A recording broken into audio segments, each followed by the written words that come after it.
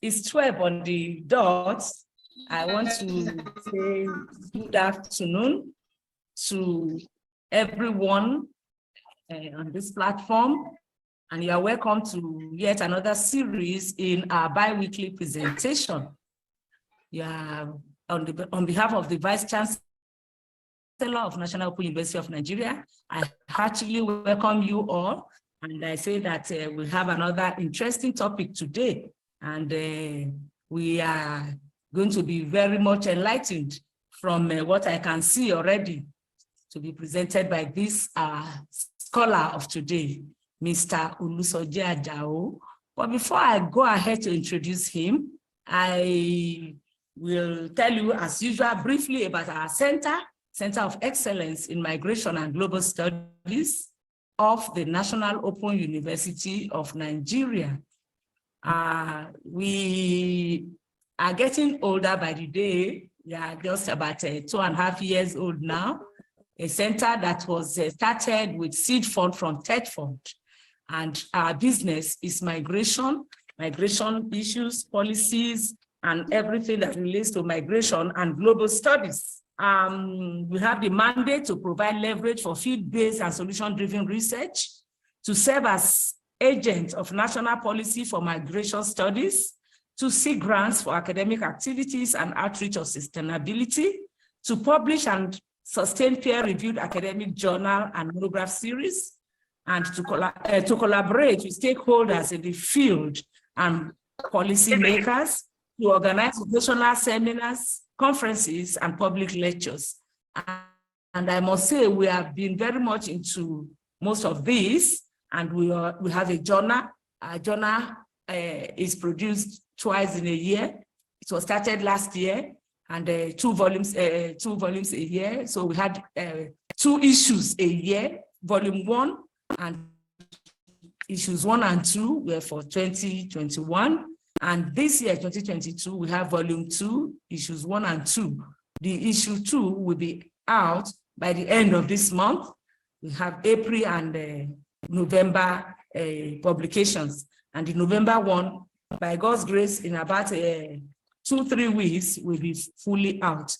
And we have electronic version online. If you click onto our site, www.cemgs.nou.edu.ng, you see there, that's our site, and you see what we are doing. We have this type of Zoom meeting once in 2 weeks, every Wednesday, and we have other public lectures as necessary. So that is how the center has been thriving, and we are thinking of going ahead very soon to go into pure academic exercise of training people with certification in migration issues, migration and global studies. A PGD and a master's degree will follow suit by God's grace before the end of 2023. We're already working on it. So we want you to go to our site. Feel free to look at what is happening there and advise us. We're always listening to your priceless advice. Today, let me go ahead and introduce the speaker for today without much waste of time, because we are very time conscious on this platform. We have Mr. Olusoji Ajao, and he's an international migration consultant with 15 years experience in the non-profit sector. He earned a master's degree in governing the large metropolis from Sciences Po Urban School, Paris, France, and he had earlier bagged master's degree in peace and conflict studies and bachelor's degree in education with specialization in adult education and political science, both from the University of Ibadan, Nigeria.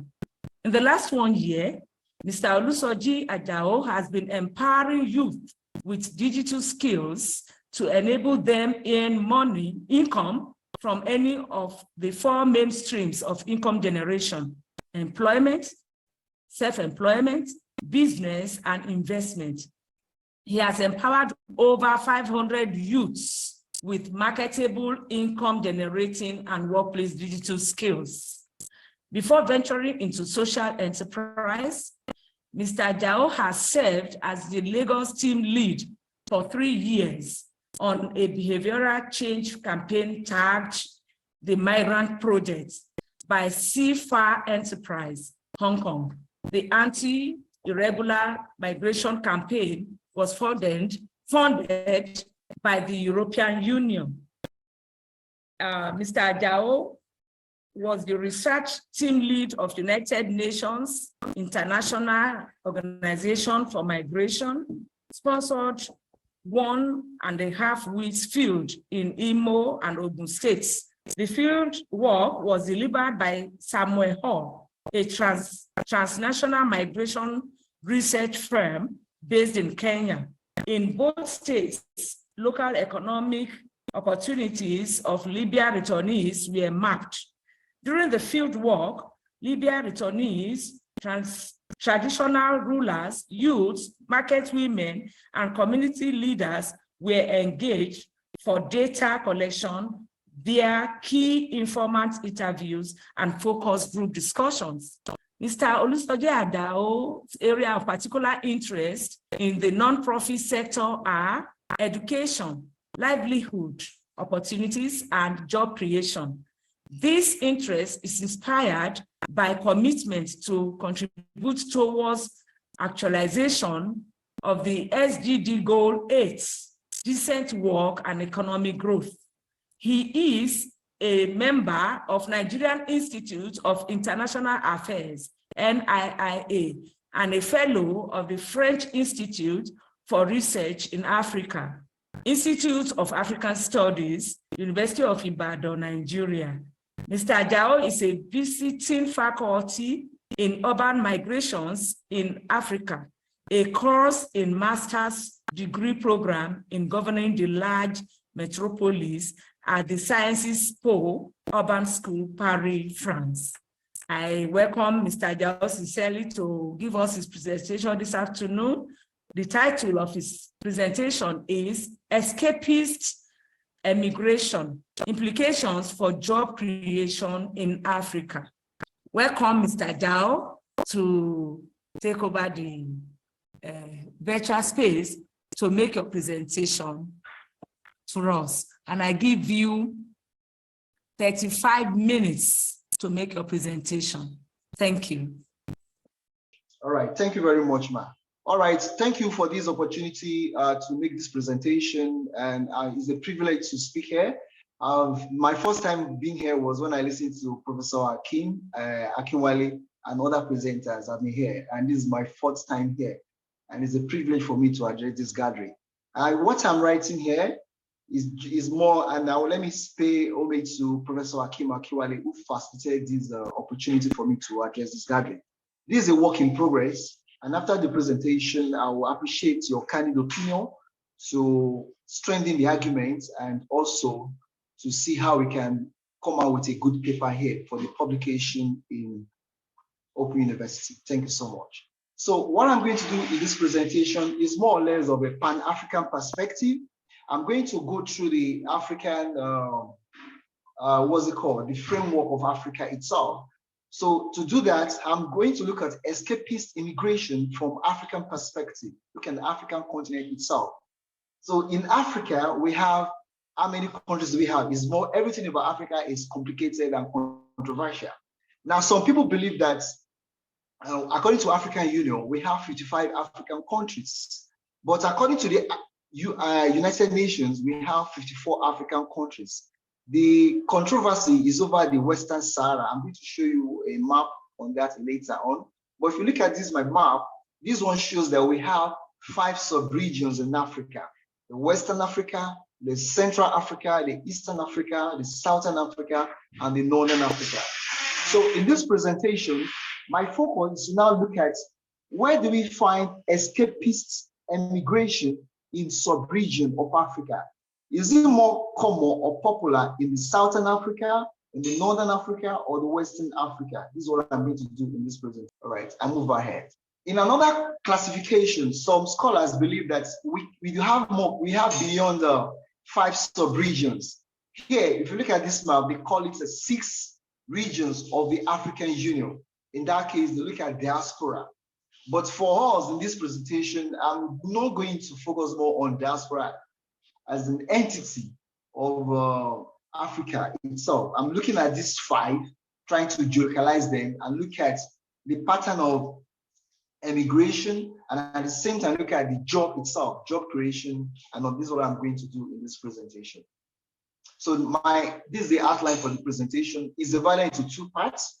Since I have 2 key variables, escapist immigration itself, then implications for job creation. And what the most controversial part of the presentation is about job creation. Who should create job? Whose function or whose responsibility is that to create job? And that is one of the things which we're going to look at in this presentation. So I'm going to follow this outline for the presentation. So I'm going to look at conceptual clarification. What is escapist immigration itself? Is it different from labor migration? Is it different from economic migration? Is it different from forced migration? Is it even different from irregular migrations? To look at these conceptual boundaries and try to figure out. So if we hear escapist immigration, what comes to mind? All right, so this is just the introduction I'm going to follow. So let's go to, I'm going now again here, before I go further, this is a map of Western Sahara, which I mentioned when I started trying to look at, when we talk about Africa, how many countries are we talking about here? So according to African Union, African Union website, they listed all the member states, and the African Union recognized Western Sahara as a legitimate self-governing territory, part of African Union. But United Nations, as I speak to you now, has not recognized Western Sahara. There are a lot of politics going around there. And in the US recognized Morocco as a country who has the control over Western Sahara. So basically, for this presentation, I'm going to go with Pan-African perspective or definition of African countries. So I'm going to go with 55 African countries. I'm not going to adopt the UN, which refused to recognize the Western Sahara. Because in Western Sahara, there is existing government elected by the people. Another controversial part of definition of how many countries we have in Africa is about Somalia and Somaliland. So the Somaliland itself has a self-governing regime, authority, which is not recognized by neither African Union or the United Nations organization. Basically, I'm going to show a slide on that, but let's now go to the conceptual clarifications. What do we mean by escapist immigration? Is it conceptually different from forced migration? Is it different from economic migration and all that? So let's look at forced migration.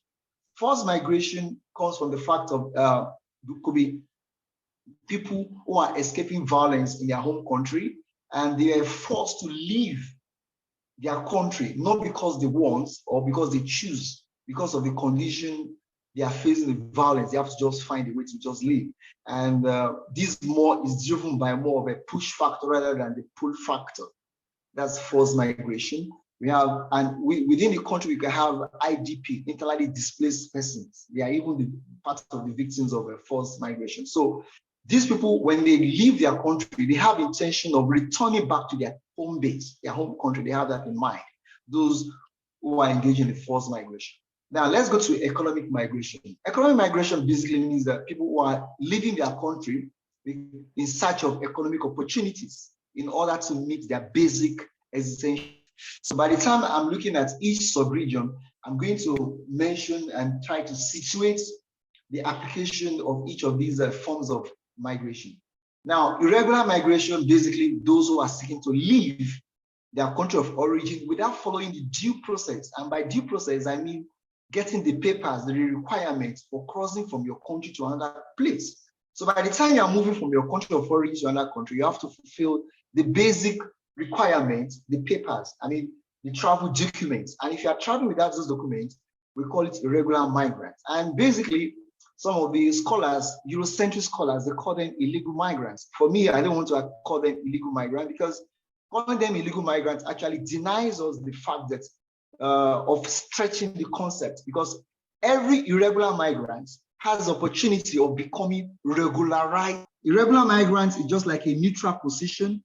From that position, you can become a regular migrant, or again, you can be criminalized. So it's like a neutral position. From that one, you can either become a regular migrant or become a criminal person. The labor migration, here, there's an issue between economic migrants and labor migration, because these ones, they are very close. From afar, because where economic migrant is the same person as a labor migrant, but it's not. In actual fact, a labor migrant is a person who is leaving his country based on employment contracts. You have gotten a job in another country and you are going there to continue the job. It's defined. Now, economic migrants might not leave the country with employment contracts, but has intention. The original intention for leaving is to go and look for economic opportunities. So for instance, I can give example of Nigerians who are living in South Africa. So when they go there, they can go for a tourist visa. But once they get there, they start working on the streets, doing an informal form of working and to make a living there. So they are not going, when they apply for visa initially, they didn't apply for work visa, which qualifies them as a labor migrant. They apply for tourist or sometimes education. And for instance, in the UK, for instance, Nigerians going to UK, most of them are economic migrants going there to seek for economic opportunities. So at the point of applying for visa, they didn't apply to go and work. They apply for student visa, which allows them to go with their family members, their wives or their husbands and their spouses and their children. But once they get there, they start schooling and they start working. So this is one of the things we can separate economic migration between a labor migration. Now I go to the next one, escapists or Japa migration. So this one basically is what we are saying, that is actually the way we define it from other forms of migration is that these are the people who are living comfortably in the country of origin and who are gainfully employed. They are seeking something better off. Maybe they feel like this country is not moving. They want to just leave and go and find something better in another country. So this escapist means that these are the people, they are not just living on their own. They actually have some responsibility to fulfill in the country of origin, but they abandon that. That's the logic of escapists. Like living that your responsibility, societal responsibility, historical responsibility, or civic responsibility to make your country a better place, and you escape, or to let me go and hustle somewhere else.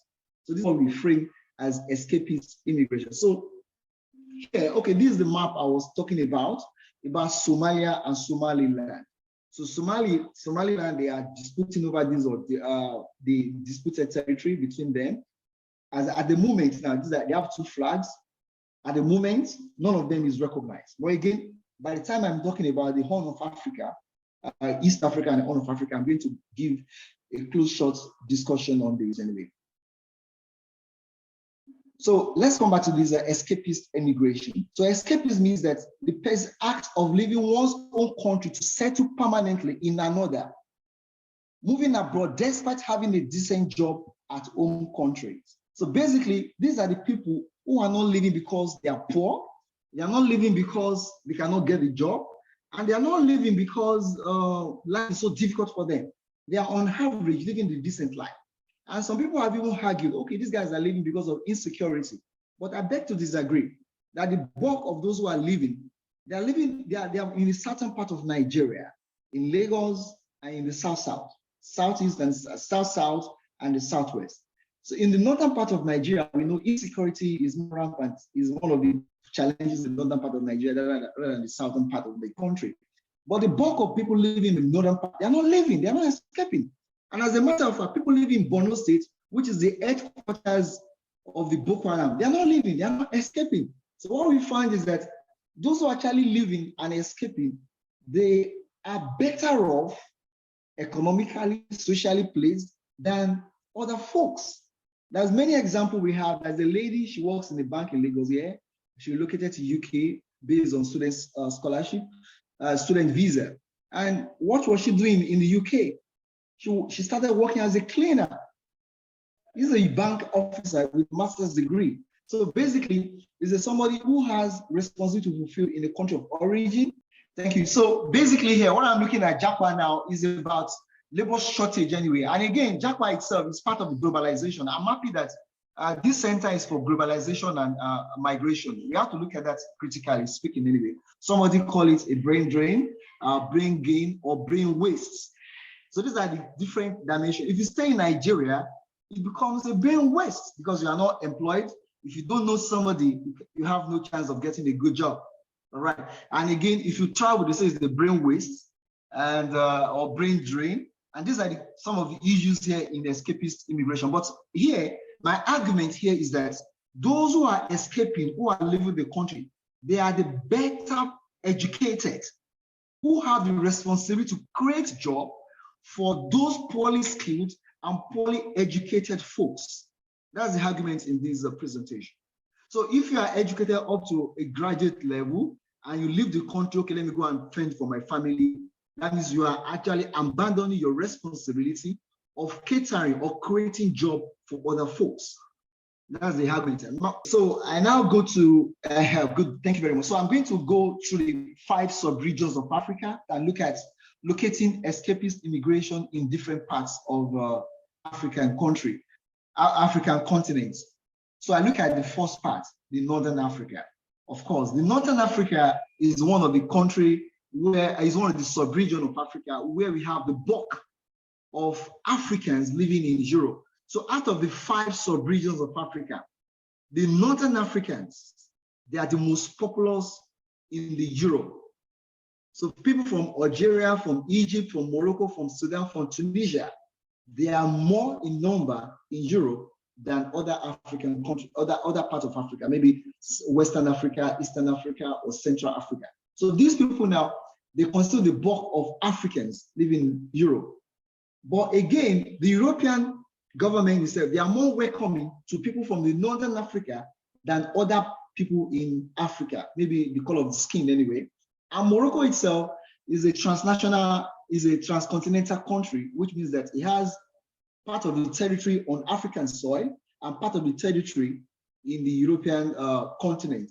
And what happens is that people moving from Nigeria or other Western African countries, Central Africa, they try to get to Morocco. What they say is that see Morocco, see Spain, and see Libya, see Italy.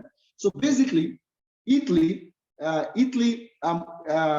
Libya and Morocco, Algeria, they are just the entry point for Africans coming from the sub-Saharan Africa trying to reach Europe.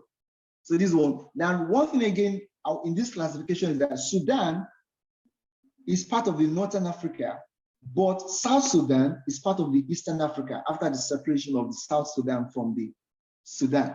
Now, another point I want to make here clear now is that these people in Northern Africa, they are culturally different from other parts of Africa. And another country here is Mauritania, which is not captured here, is that Mauritania originally belongs to the ECOWAS, but because of it's the only Arab-speaking country in ECOWAS, culturally, it belongs to the Northern Africa, but geographically it belongs to the West Africa. But eventually, Mauritania left ECOWAS to join the Northern African countries. So Mauritania is part of the countries there. So in terms of escapist emigration, the question is, do we have escapist emigration in Northern Africa? The answer is no. People in North Africa, when they travel or they emigrate from Northern Africa to Europe or to other part of the world, they go there to work and come back and reinvest in their country. They don't have this kind of, okay, let me just abandon my own place and go there permanently without returning. So they go there, work, come back, invest, a kind of, what do you call it now? Smooth flow. So they go there, they work, and they come back to their country, not like, oh, this country is not working, let me go. And one of the things I need to point out here is that these people, they started Arab Spring. And Arab Spring was actually a mindset of holding your leaders to account. Guys, the leaders in power, you are not doing right. What are you doing here? They hold them to account. So they are not leaving their continent, their country, for the politicians to govern, unless what we have in Nigeria, the kind of a political apathy. Oh, that is how it is. Nothing can change. These are the people who are governing Nigeria, and there is nothing I can do. I need to just live and find my way to survive. These are the narratives we have in Nigeria. But in Northern Africa, they don't have that. And the same thing we have in Tunisia, when you have this guy, Mohammed, who was a street hawker in Tunisia. They don't want to leave this place.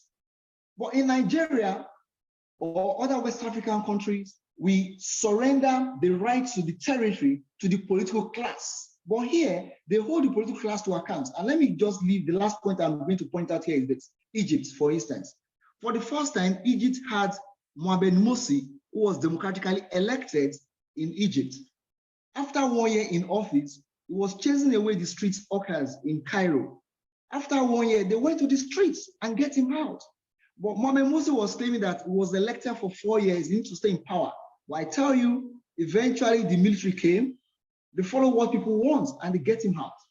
So here, people in Northern Africa, they don't have the escapist thinking.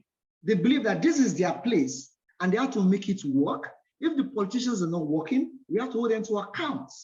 So the story of Egypt is actually one thing there. Then again, I go to Libya. We expect, in migration studies, we expect push and pull factor. After the death of Muammar Gaddafi, we expect the Libyans to escape to Italy, but they were not leaving.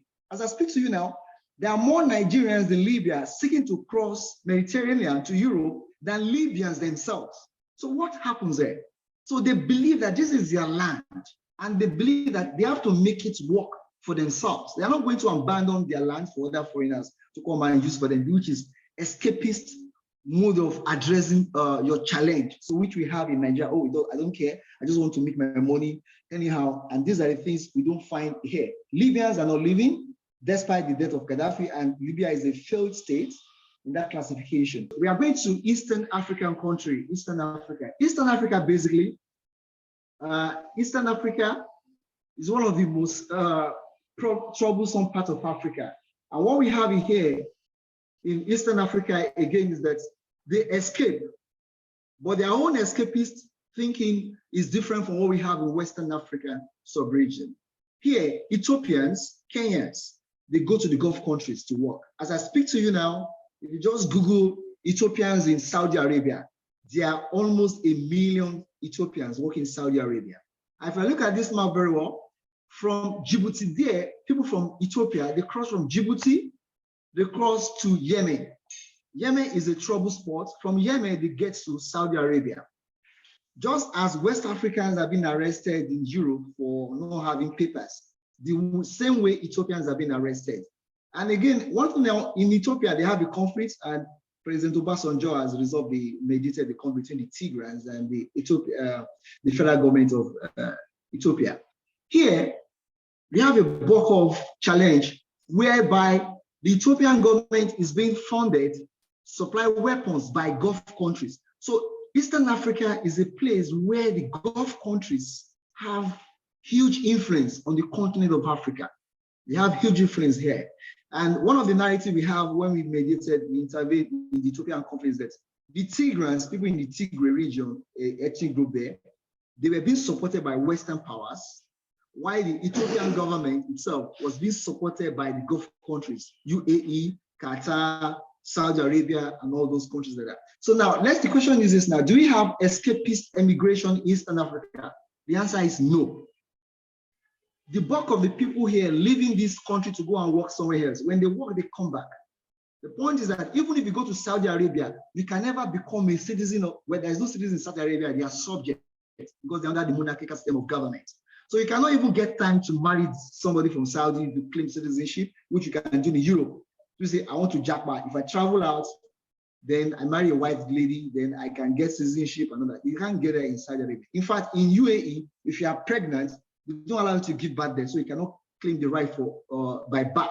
So you have to come back to your country. So here, what defines migration pattern here? Basically, when they leave the continent to go and work in Gulf countries or Europe or America, they have the mindset of coming back to their country. So that's one of the things. So escapist emigration is not a dominant narrative in this sub-region of Africa. Central Africa, well, this is a troublesome part of Africa. Well, in Africa, we have two problematic regions, the Central Africa and the Horn of Africa. These are the two problematic regions in terms of conflicts and displacement we have. And one of the major highlights is the Great Lake region, having the Congo DRC. Congo DRC has borders with 9 countries. So sometimes if you are discussing Eastern Africa, there is no way you're not going to talk about Congo DRC, because Congo DRC, geographically speaking, belongs to the Central Africa. But in Central Africa itself, the question is, do we have escapist immigration pattern? Yes, we have. And that's talking about people from Cameroon, people from Chad. They want to leave, but the level of desperation there is not as prominent as what we see in Nigeria. So the level of poverty we see there is not as prominent as what we have in Nigeria. The level of poverty there is higher than what we have in Nigeria. And condition of living there was even tougher and strenuous. That's the challenge there. So if you ask the question, can we situate escapist immigration in Central Africa? Well, the answer is yes. The answer is no. We can say it's inconclusive. So basically, we can have that in Cameroon, which is close to Nigeria. But in other parts, it's not very pronounced. So let's go to the last one, which is our focus for this discussion now, the Western Africa. In Africa, which sub-region does not want to leave the continent at all? Which continent doesn't want to leave at all? Then here is the Southern Africa. They don't want to leave. They believe that this is their land and they are going to live and die there. We can't see people from South Africa trying to seek asylum in Europe, or somebody from Namibia or Botswana trying to get to Europe for asylum seeking or as an irregular migrant. As a matter of fact, the South Africans have this kind of mindset that other Africans coming to their territory, they are escaping their responsibility in their own countries. Of course, they confronted, I have a discussion with some South Africans, they tell Nigerians, you are not addressing your problem. You leave your leaders without asking them serious questions to make your country better. You are rich, but yet you are escaping. Why don't you face the fight, engage them, and make your country better? This is what they do. And what we see in South Africa is that there is what we call Afrophobia from the xenophobia, which means that the South African, Black South Africans, they are seeing the fellow Blacks as competitors, as rivals. They are not even seeing the white South Africans as challenge. They are seeing the fellow Blacks as their own major challengers that come to compete with economic opportunities with them. But again, the point is that South Africa is the most westernized part of African continent. So what you see there, we have development which is similar to other Western African, Western world, what we see there. So basically, the Southern Africans, they are not living. Namibians, people in Botswana, South Africans, they're not living, and they don't intend to leave their continent, their country, and go to other places to forget. No. They believe that they have the responsibility to stay on their country and make the country better. This is the headquarters of escapist immigration. They just want to leave. And we did a study and we calculated the number of Chinese living on Africa and number of Blacks living in China. We realized that, I don't know the exact figure here, but one of the things we did was that we have more Chinese men living on the continent than Black people living in China. So we now say that, okay, well, for every 5 Nigerians who are thinking of escaping to Western world, we have 8 Chinese guys who are thinking of coming to Africa or Nigeria to come and invest and make money. That's what we come out here. So they are not living. So here in Nigeria is that Nigeria is the headquarters of that escapists, and in Nigeria itself, in the northern part, they are not living. People in Borno state, they are not living. And in Europe, they have this issue before. When they get the irregular migrants, they say, oh, Boko Haram is chasing us. They give them asylum. At the point when the asylum system was reached the maximum, they were like, what happened?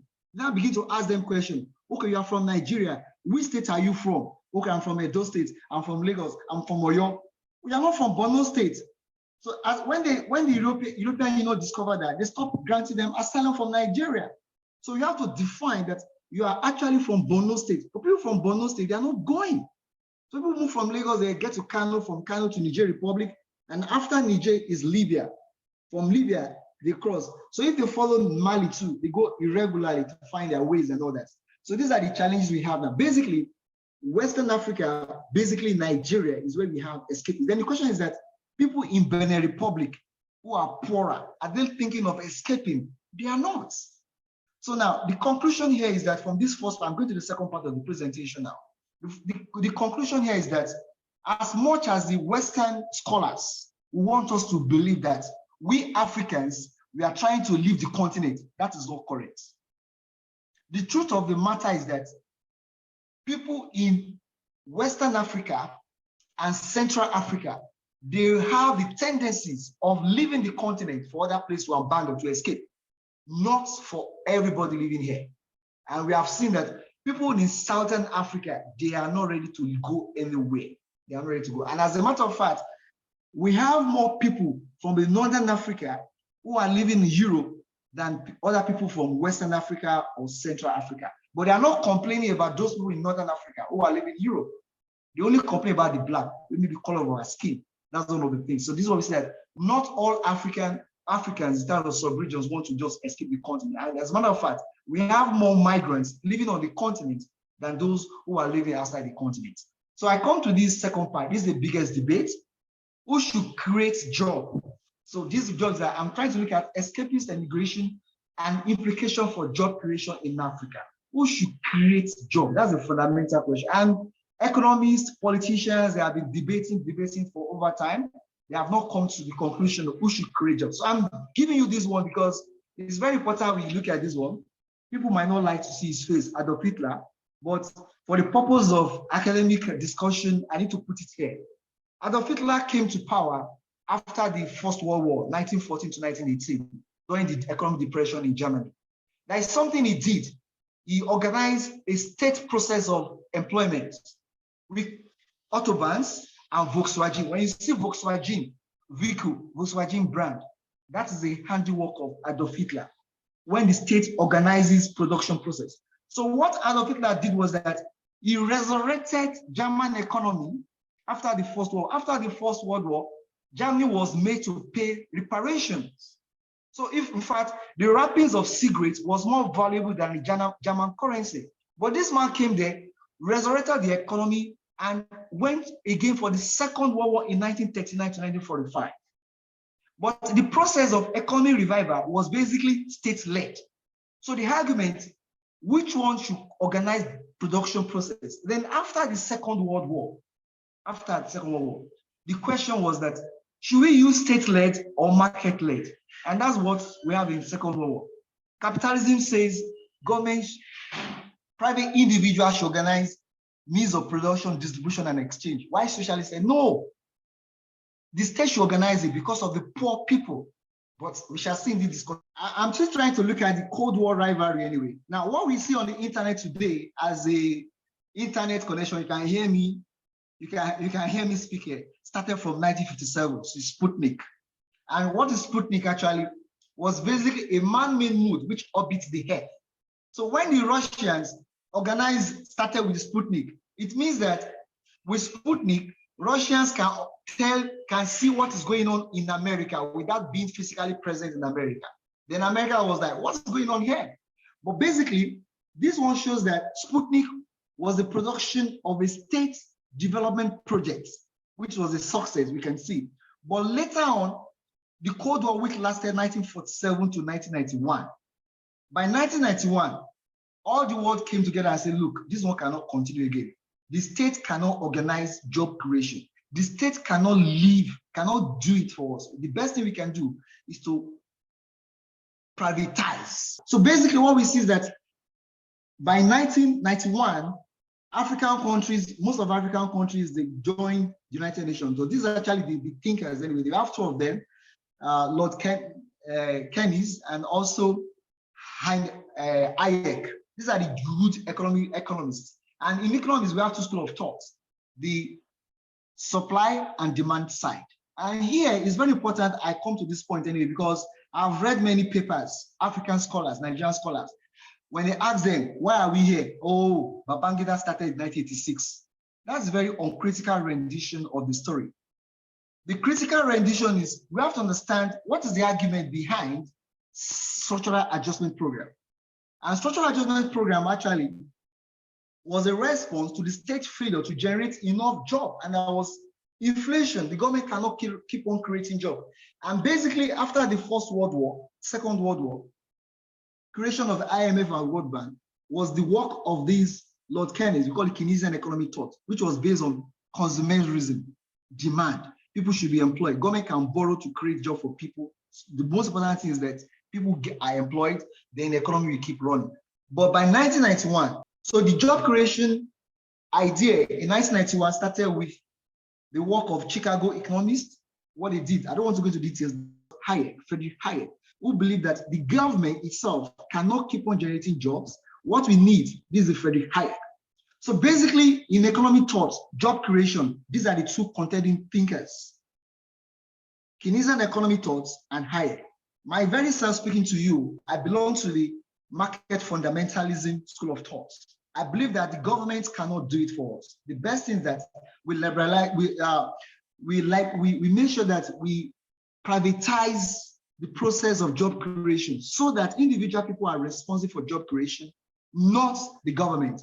And SAP in Nigeria, I want to let me just pause for a moment here. People criticize SAP 1986.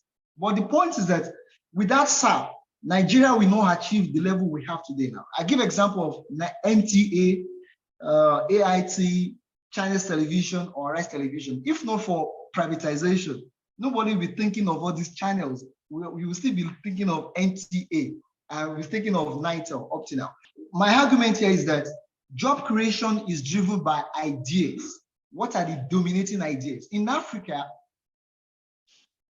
in 1960s, when most of African countries got independence, they subscribed to state-led process. Some of them canvassed socialistic production process. Nkrumah of Ghana, they talk about African socialism. Nyerere talk about African socialism. In Nigeria, Obafemi Awolowo talk about democratic socialism. And again, in Congo DRC, we see many of the scholars, even how Europe underdeveloped Africa. The author actually believed that the best way to develop Africa is to follow socialism model, which means that the government will organize the process of job creation and prosperity creation. So here it's very important that I mention this one before I go to the conclusion. After here, I'm going to the conclusion. Now, the arguments which I started before was who should create a job? Is it the government or the private individuals? That question was actually taken up by Francis Fukuyama in his book in 1992. He argued that market organization of production, distribution, and exchange is the best form, and also democracy. So that was the argument of Fukuyama when he argued that, look, in human history, we have argued and debated how do we create job? The best option to create job for people is that when the government hands off the production, and at the same time, we allow free market, fair competition, and sanctity of private property. But in Nigeria, the scholars, the people, we are still waiting on government to create a job. So I go to the problems in Nigeria, implication for Nigeria. Look at Fashola here. Fashola is saying that he cannot build road because the ministry cannot employ qualified engineers to supervise the construction and all that. But again, that's one of the excuses they give us. And they outsource rather than employ people. So in my own observation, and some of you we have collect material for this presentation, for this paper, realize that Nigerian scholars, they have more close affinity relationship with those in government than those in the private sector. That's one thing we find out. Then also, universities, they are not actually leading the process of, let me call it now, expanding the frontiers of job creation. In Lagos here, we can look at Lagos Unilag, Jabatech, and the ICT or entertainment sector here coming up, which is closer to Silicon Valley. Facebook has office in Yaba here. So basically what we find out is that Nigerian academic spaces, they are more closer working with government who are just sleeping on duty, not doing the job. Well, the result of academic studies and researches are not being instrumentalized or commercialized through the what's it called, industrial sector. Then our graduates too, they have the salary mentality. Let me just say, get a degree for meal tickets. So I give an example of Jumia, Konga, Gigi, and these IT-driven companies, they came to Nigeria, employing Nigerian engineers to work for them. But these engineers have the skill, but they don't have the entrepreneurial zeal or the passion to, this is the solution anyway. The solution is just aligned to the problems that are identified.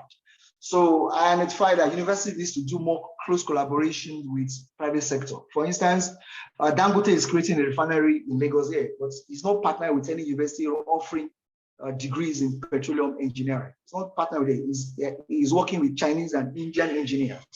So our universities need to work more with, universities have microfinance bank. Why can't we have universities giving graduates who want to start up business, venture capital to start what they want to do? All right, let me stop at this point. Thank you so much. And thank you for the... Thank you very much for that beautiful presentation. I am sure that we all enjoyed the presentation, and we try to make it before 12 so that we can have enough time to discuss the paper. We have heard our speaker for today, and he has told us about Escapist emigration, implication for job creation in Africa. So his focus mainly is about job creation. And he has attempted to tell us what we can do to have jobs for our graduates and all the youths that may need jobs. And he himself has tried to educate people on how to create jobs. So I've not seen any hand up for contribution by this. Okay, Professor Hakim has his hand up. I want to see whether there are more hands up. And our normal rule is that you listen to everyone, presenter, you listen to everyone, and you jot down whatever the comments or questions are, then you take all your responses at the end. So I can see only one hand up. So maybe let's hear Professor Akinwale. Over to you, sir. Yeah, thank you very much, the director. Thank you for this impressive program that you have put in place to promote dissemination of knowledge on migration and global study. So your center is quite a major source of intellectual empowerment, both for budding and established scholars. So, and I believe some of our students in employment relations and labor studies are here. So the information that Mr. Olusoji Ajao provided this afternoon is very useful, and I believe strongly our postgraduate students will benefit tremendously from the wealth of experience that Olusoji Ajao shared. So a few questions for Olusoji Ajao. The first question is from his conclusion, which also made a reference to the Dangote refineries and its inability to engage with universities offering courses in petroleum engineering. And that reminds me of the ongoing crisis against the Dangote refineries. So the people of Ibejuleki community, that's the environment where Dangote refinery is based. So those people have been pushing back, and there is complaint and agitation. People are claiming that the construction of that refinery has led to the loss of about 500,000 jobs, because people have been displaced from their traditional means of livelihood. So according to the complaint coming from the community, the construction of refinery is creating joblessness for people in the community. So, and I think Mr. Olusoji Ajao should take note of that. Maybe when you are fine-tuning your paper for publication, I think if you have not captured that, you need to capture that. So, and that is calling our attention to the social impact assessment of business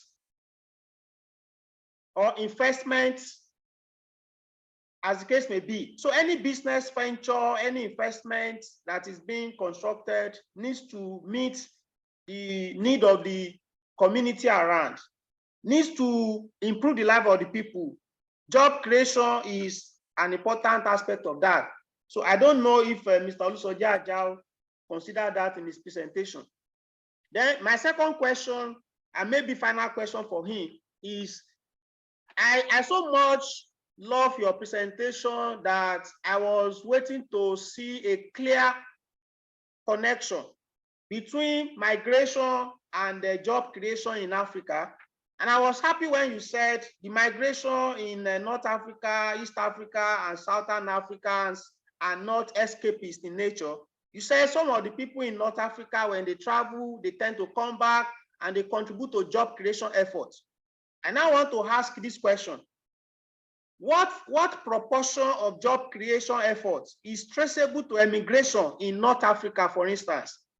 I have this question because unemployment rates remain high in North Africa, and you also recognize the fact that high rate of unemployment was a contributory factor to Arab Spring of 2011, 2012, 2013, 2014.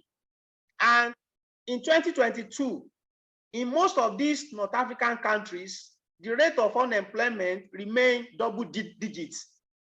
But you are trying to inform us that immigration has contributed to job creation. So I want to know what proportion of job creation effort is traceable to those people who have migrated and who return to North Africa. It would be nice to know for us to establish if truly immigration is contributing to job creation efforts in Africa. So I will stop here. Thank you. Okay, thank you very much for that comprehensive contribution. And I can see Professor Helen Kwanashi's hand up. Over to you, Ma. Thank you very much, Director. And I would like to appreciate the presenter. I thoroughly enjoyed the presentation. However, I was a bit disappointed. Maybe you were rushed at the end, that you did not convincingly let us know how you pitched your tent that the private sector is the one that should provide job opportunities more. And you took a position, let me put it that way, that the general public expect government to create jobs and provide those opportunities for their citizens, but that it is the private sector who should do that. I was of the opinion that the private sector provides more job opportunities. And because you did not give me data, I'm not convinced otherwise. I'm wondering whether you have that data to support your belief. And if you do, that maybe when you're writing up the paper, you should include that. Because it's not fair or right that I should be thinking what I'm thinking without basis, just by looking around. And then you coming to give us a scholarly position, you do not have the support for the line you are pushing. So that is that. Then I beg to disagree that we should continue to berate Nigerians or West Africans who want to go and make a better life for themselves. For these reasons, it is true that they owe responsibility to their country just by being Nigerians or being West Africans. And also, having been educated at subsidized, it is true that Nigerian education is highly subsidized, that we owe to give back to the community. However, the prevailing circumstances do not encourage that. You want to start up a business, you won't get loan. They will be asking you for collateral, houses, and so on and so forth. You talk about University Microfinance Bank. They don't have money. The university just use them to pay some cleaners' wages and stuff to be able to stay afloat and do some minimally things in the university from IGR. That is all. They are not in a position to empower anybody, whether their own graduates or people from outside. Then you struggle, borrow money everywhere and set up a business. And you have to power that business with generator. Where will you make the profits? How is this sustainable? And then you get people, Nigerians basically, when they are working for themselves, they are very good. But when they are working for others, your staff will be doing everything to shortchange you. It's not practicable for the vast majority of our Nigerians to create jobs and make business in Nigeria and succeed. The system pushes people out. It drives you out. And then at the end of the day, you ask yourself, where is your primary responsibility? After God, it's to yourself and your family.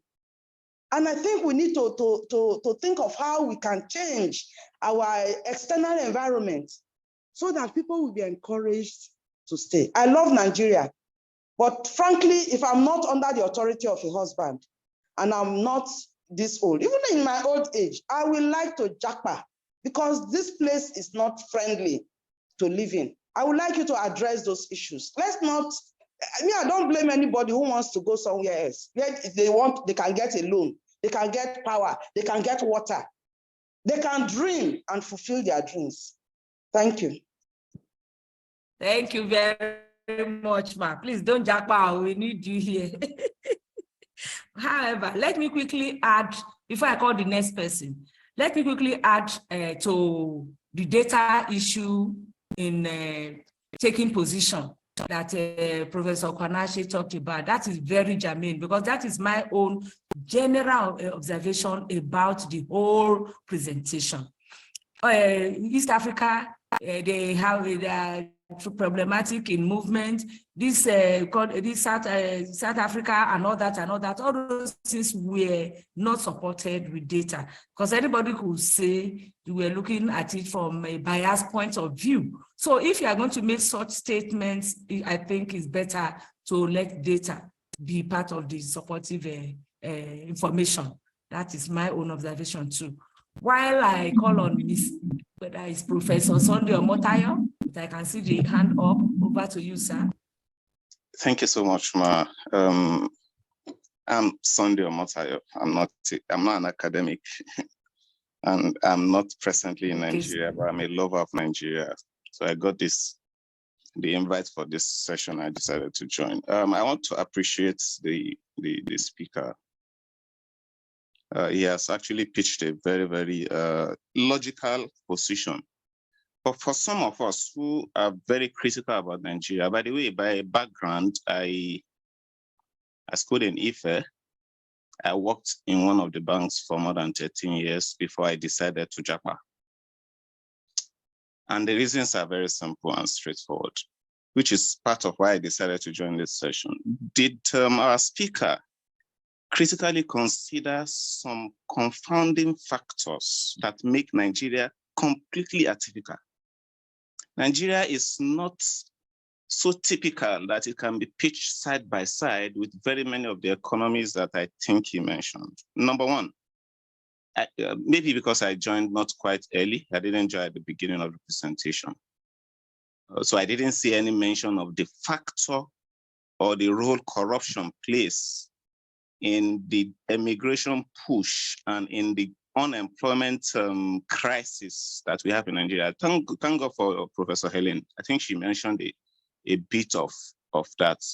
How do we explain the situation where governments and their supporters continue to push that graduates are just fresh out of the university should be the one to be establishing businesses for themselves? The question is with what?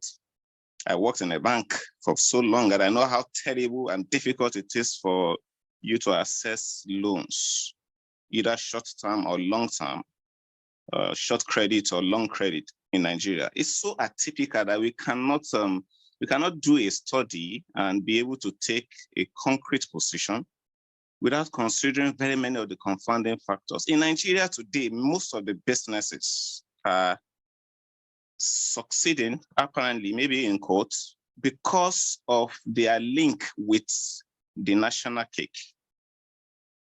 The easiest way for businesses to, even the conglomerates that we are talking about, very many of them, the day they leave Nigeria and go to where things are done right, some of them will go bankrupt. Some of them are succeeding in Nigeria because they have access to one way or the other, they have access to the national cake and they are getting things that they never deserved to get. So corruption is a major factor, and I think I didn't hear it mentioned at any point. Number two, he mentioned the disparity between what drives emigration in East Africa and in West and South Africa. And I was wondering if you also consider the role religion plays in that. Maybe it will help to actually enlighten our position. Thank you. Thank you very much. I think I can't see any hand up again. So meanwhile, our presenter can address the issues raised so far. All right, thank you very much. I appreciate your brilliant suggestions. I will address them one by one. So Professor Hakeem, the issue you mentioned about Dangote refinery creating joblessness in Petroleki, you are very correct about that. And that's why I'm saying that this idea is supposed to have contacted, Department of Sociology in UNILAG, for instance, to conduct social impact assessment. So, okay, this project, who benefit, a kind of a cost-benefit analysis. So that's what I'm saying now. These people, they just start a program and all that. So that's why it's not actually localized to the people. And you know, manufacturing, oil refinery is more like capital intensive. It's not labor intensive production. I agree with you totally what you said about joblessness. So in that case, they can actually design a win-win. And that's why I'm saying that our Department of Economics, of Sociology, they can engage with Dangote. Even if they don't come to you, you can propose to them, we want to do this. How do we measure job creation? Who benefits? Who loses? So that's the point. I agree with you. I'm going to address that in the, the final paper, which I'm writing now. Then I rate of unemployment in northern Nigeria. You mentioned that in the northern Africa, well, you are very correct. Irish unemployment is high there. You are right. Now, when they send money home, the money is not actually creating jobs. Let me just be frank with you, Professor Hakeem. The same thing in Nigeria. The remittances are used for consumption. The same thing in Nigeria. When Nigeria send money home, they don't spend money. Build house for me, medical air bills, livelihood expenses. So most of the remittances coming there, they are spent on existential needs. So the money coming in, so the remittances from the coming to the Northern Africa, we cannot see significant rates in that. If Northern African countries are better off, then Nigeria will just move there and work instead of aspiring to cross to Europe. They can stay there and work. So that's what you are very correct in that. And you even look at Libya. For instance, a house girl in Libya gets about $500 per month in Libya. I spoke to some of the returnees from Libya. But in Nigeria, house girl takes like 50,000 naira. You understand? But the Libyans are not living. They're not working on remittances, but oil money, which is more equitably distributed among the citizens of Libya. So basically, the reason why, if I want to answer that question, why, despite that we have more Northern Africans in Europe, yet jobs not being created, because the money they send are being used for consumption, not for investment. Now, Professor Elin, yes, thank you for your presentation, your contribution. Like, Nigerian context is not home friendly. You are very correct. I agree with you. It's not friendly, and you have to know somebody to get things done. But the point is that that's what I'm saying, that sometimes, and you mentioned that, okay, I'm going to that again. You mentioned that government is not giving some money, but I don't want to assume that or believe that lack of capital is a major issue here. Because in Nigeria, I know somebody who joins government services with like 1 million naira to buy job slots. People, my friend now, he left Ibadan to travel to UK with his family. He spent like 10 million naira. He sold land. So sometimes I think it's about mindset, not about the context.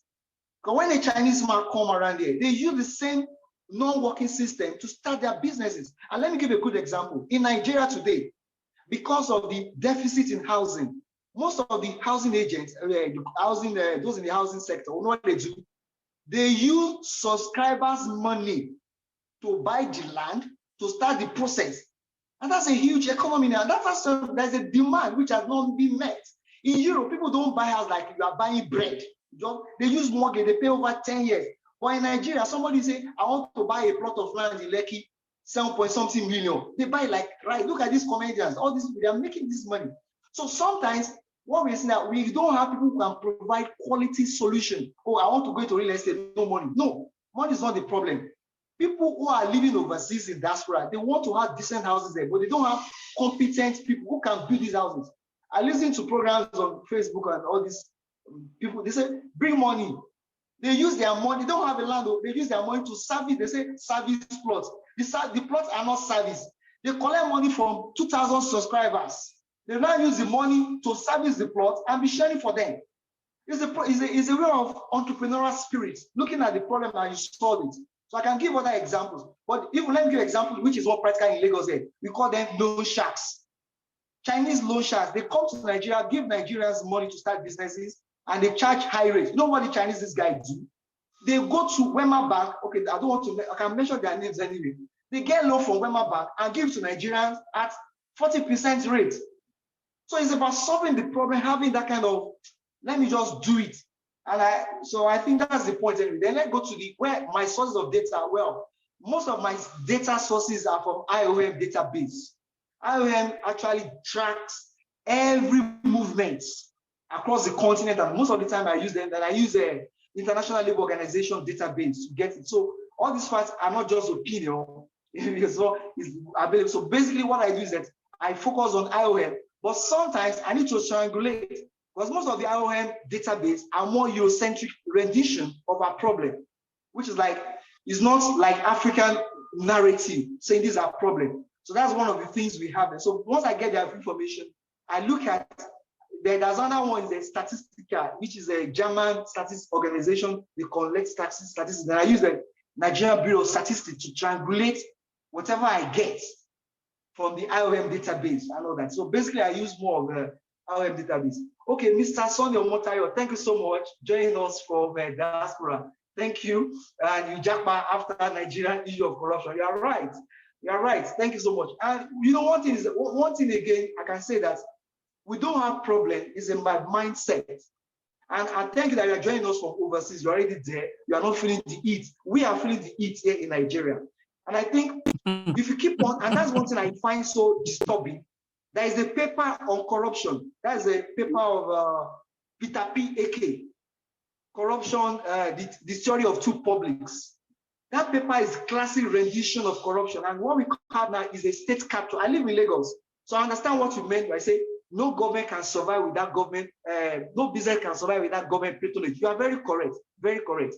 So what they do now is that they call it public-private partnership. That's the state capture. You go to the air facility in Lagos here, they privatize it. You go to the mortuary where they keep people. So now, do you know one thing, that even in public hospitals in Lagos, drugs there are more expensive than what you buy on the street. So when you mention that no, most of government businesses don't survive without government patronage, you are right.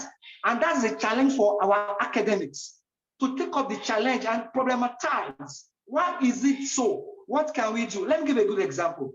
I'll give an example of Bangladeshi professor, Mohammed Yunus. He got a Nobel Prize for peace. What did he do? He studied in the US, and in the US, they told you that a poor man has no credit rating. Thank God you're a banker. I want to respond to that. A poor man has no credit rating. If you lend a poor man money, he will run away with it because he has no collateral. Do you know what? Mohammed Yunus now brought idea of social capital. How you can monetize your social capital. You know what he did? He started giving the poor folks loans in group. And that's the origin of microfinance bank. That's the professor. Sorry for the noise in the background. So basically, what we are saying is that our academics themselves, they have to actually problematize our problem. Not okay, this is our problem, then so it is. We have to just actualize, looking at solutions to that. Then national religion factor, well, I will look into that. I didn't consider religion factor as one of the push factor why people agree and why they don't live. But in my own data set, I don't think religion actually play a role, a strong role, because in Senegal, who are majorly Muslims, they are very much in France. They go by road or by flights. So these people, they go. So religion factor, maybe I'll still try to look at the dimension of religion, which plays there. Let me stop at this point. Okay, thank you, Mr. Jao. Thank God you used some data from some good sources, but you did not display them in your work. So this is a reminder that you should kindly display, if it's from IOM, from German, whatever, from all those good sources, you can put some of the data there, and then when you are writing, you reference them. But let's see the data, because it should be more convincing when we see data before making some pronunciations. But thank you that you used good sources. And I want to thank everybody for their contribution. And I don't think I can see any hand up.